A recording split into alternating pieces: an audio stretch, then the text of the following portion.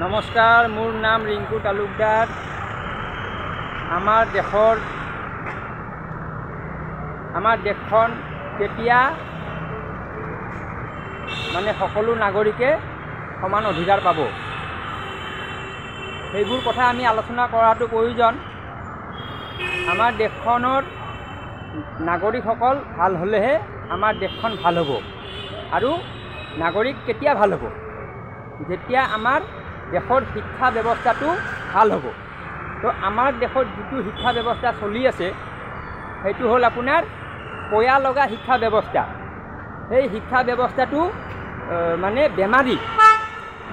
কাৰণ কিয়, এজন ল'ৰা যেতিয়া মেট্ৰিক পাছ কৰি ওলায় একো নাজানে, যেতিয়া BA পাছ কৰি ওলায় একোৱেই নাজানে। তো মই আজি এজন মানুহৰ বিষয়ে ক'ম। তেওঁৰ নাম হ'ল চাণক্য।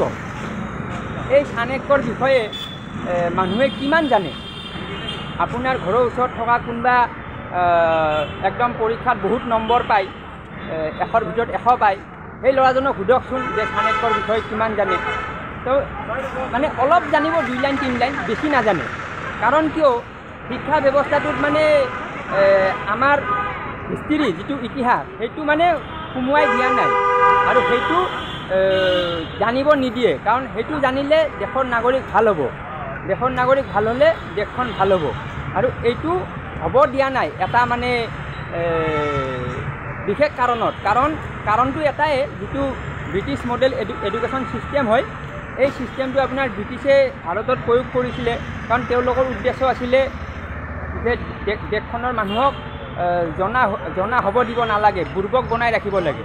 তো আজিও মানে মানুহবোৰ সেইকাৰণে বুৰ্বক হৈ আছে। তো যেতিয়া দেশটো স্বাধীন হৈছিল তেতিয়া প্ৰথম কামটো আছিলে শিক্ষা ব্যৱস্থাটো সলনি কৰা। আৰু শিক্ষা ব্যৱস্থা সলনি কৰিব পাৰিলে হয়, কিন্তু কৰা নাই।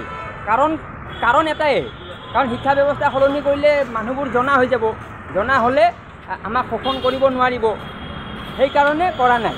তো এতিয়া মই চাণক্যৰ বিষয়ে ক'ব ওলাইছিলোঁ। চাণক্য তেওঁ কি কৰিছিলে? তেওঁ এজন অৰ্থনীতিবিদ, তেওঁ ৰাজনীতিবিদ, তেওঁ সমাজনীতি, অৰ্থনীতি, ৰাজনীতি সকলোতে তেওঁৰ জ্ঞান আছিলে। আৰু তেওঁ যেতিয়া ভাৰতত জন্ম পাইছিলে তেতিয়া ভাৰতত 16 জনপদ আছিলে, মানে 16খন ৰাজ্য আছিলে। সেই 16খন ৰাজ্যৰ এখন আছিলে মগধ ৰাজ্য।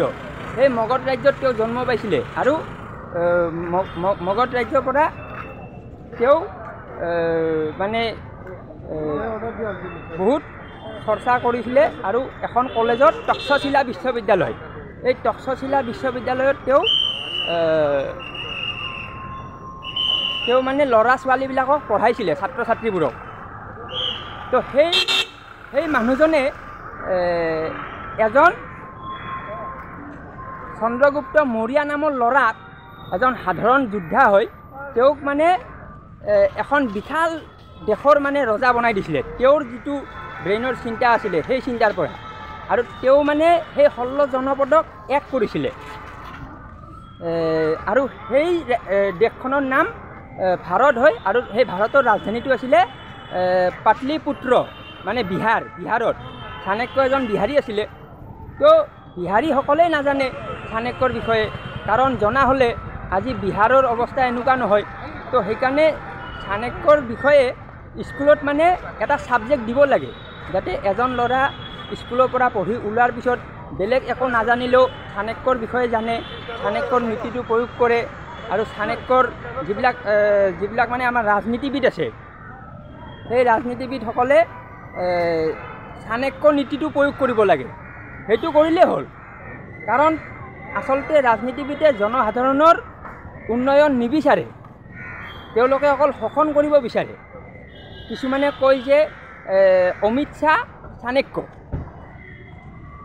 অমিত শ্বাহ চাণক্য কেনেকৈ হ'ল, মোক কোনোবাই বুজাই দিয়ক। অমিত শ্বাহে কৰিছে কি, আকৌ চাণক্যই কৰিছে কি? চাণক্যই আপোনাৰ 16খন ৰাজ্যক জইন কৰি এখন দেশ বনাইছে। আকৌ অমিত শ্বাহে আপোনাৰ যিখিনি আছে সেইখিনিয়ে কৰি আছে, বেলেগ কি কৰিছে? তো চাণক্য কেনেকৈ হ'ল? কাৰণ এইবোৰ কথা মানুহে কিছুমানে কয় কিয়, তেল মাৰিবৰ কাৰণে। এতিয়া চাওক, আমাৰ CM-ক কিছুমানে কয় ডাইনামিক। সেইটো মানে তেওঁলোকেও জানে যে ডাইনামিক নহয়। কিহৰ ডাইনামিক? একো ডাইনামিক নহয়। কি কৰিছে? তৰুণ গগৈ যি কৰিছে তেওঁ সেই কৰিছে, সোণোৱালে যি কৰিছে তেওঁ সেই কৰিছে। সাংঘাতিক কিবা কৰিছে নেকি? নাই কৰা। তেনেহ'লে ডাইনামিক কিয় কয়? কাৰণ ডাইনামিক বুলি ক'লে মানে তেওঁ ভাল পাব, ভাল পালে তেওঁ চাকৰি দিব, তেওঁ ঠিকা দিব, তেওঁ কিবা বিল্ডিং বনোৱা পাৰ্মিশ্যন দিব, এইবোৰ কাৰণত মানে ডাইনামিক বুলি কয়। আৰু আমাৰ দেশৰ নাগৰিকসকলে কথাবোৰ নাজানে, যোনে যি কয় সেইটোৱে হৈ কৰি দিয়ে। তো সেইকাৰণে জনাটো প্ৰয়োজন, আৰু জনা হোৱাটো বিচৰা নাই। এইকাৰণে বিচৰা নাই কাৰণ সকলো নাগৰিক যদি জনা হৈ যায় তেতিয়াহ'লে পলিটিচিয়ানে আমাক বুৰ্বক বনাব নোৱাৰিব। এতিয়া চাওক, গুৱাহাটীত বানপানী হয়, CM কি কৈছে যে মেঘালয়ৰ পানী আহে কাৰণে বানপানী হয়। এতিয়া চাওক, 1950 চনত অসম, মেঘালয়, মণিপুৰ, নাগালেণ্ড, মিজোৰাম, ত্ৰিপুৰা, অৰুণাচল প্ৰদেশ, এই 7খন মিলি এখনে ৰাজ্য আছিলে। তো ভাৰত চৰকাৰৰ হাতত, কেন্দ্ৰীয় চৰকাৰ, চেণ্ট্ৰেল গভৰ্ণমেণ্ট, তেওঁলোকৰ হাতত পাৱাৰ আছে যে দুখন ৰাজ্য মিলাই এখন কৰিব পাৰে আৰু এখন ৰাজ্যক ভাঙি কিনে দুখন কৰিব পাৰে। তো তেওঁলোকে সেই 1950 চনৰ যিখন অসম আছিল, গোটেই সাতখন ৰাজ্যক মিলাই কিনে এখন ৰাজ্য কৰি দিয়ক, তেতিয়া আপোনাৰ বানপানীৰ সমাধান হৈ যাব। তো সেইটোৱে মানে সমাধানটো নিবিচাৰে, মানে ভাগ কৰি কিনে থৈ দিব বিচাৰে। কাৰণ এতিয়া কৈ দিছে যে মেঘালয়ৰ পানী আহিছে, তাৰমানে আমাৰ ভুল নাই, মেঘালয়ৰ ভুল। আৰু যদি এখন ৰাজ্য কৰি দিয়ে তেতিয়া সেইটো ক'ব নোৱাৰিব। আৰু যদি ভাৰতৰ মানুহে, সকলো মানুহে কথাবোৰ জানে, তেতিয়াতো মানে চেণ্ডেল মাৰিব। এতিয়া কোনো নাজানে কাৰণে যি কয় সেইটো বিশ্বাস কৰে, সেইকাৰণে নজনা কৰি ৰাখিছে। আচল কথাটো সেইটো। তো সেইকাৰণে চাণক্যৰ বিষয়ে মানে স্কুলত ছাবজেক্ট বনাই দিব লাগে।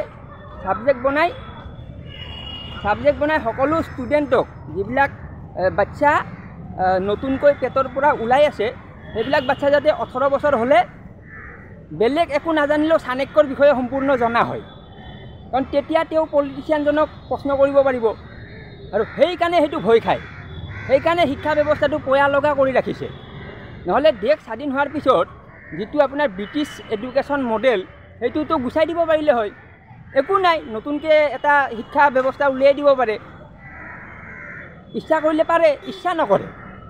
তো সেইকাৰণে মই এইবোৰ কথা কৈ থাকিম। মোৰ ভিডিঅ' চাই থাকক। পিছলৈ আকৌ বহুত কথা ওলাই থাকিব। ইংলিছ মিডিয়ামত যিসকল মাক বাপেকে ল'ৰাক পঢ়াই কিনে মানে বুকুটো ফুলাই দিয়ে যে মোৰ ল'ৰা ডন বস্কোত পঢ়ে, মোৰ ল'ৰা মহৰ্ষিত পঢ়ে, মোৰ ল'ৰা ছেইণ্ট মেৰিছত পঢ়ে, মোৰ ল'ৰা মাৰিয়া পাব্লিক স্কুলত পঢ়ে, DPSত পঢ়ে, NPSত পঢ়ে, কিবা এছত পঢ়ে। তো সেইবিলাকক মই মানে উলংঘ কৰি আছোঁ। মোৰ ভিডিঅ' চাই থাকক। সেইবিলাক মাক বাপেকে মানে কিয় বুকু ফুলাই, এইটো মোক ক'ব লাগিব। কাৰণ তেওঁলোকে নাজানে। তো সেইকাৰণে মই কথাবোৰ কৈ থাকিম। ঠিক আছে, ধন্যবাদ।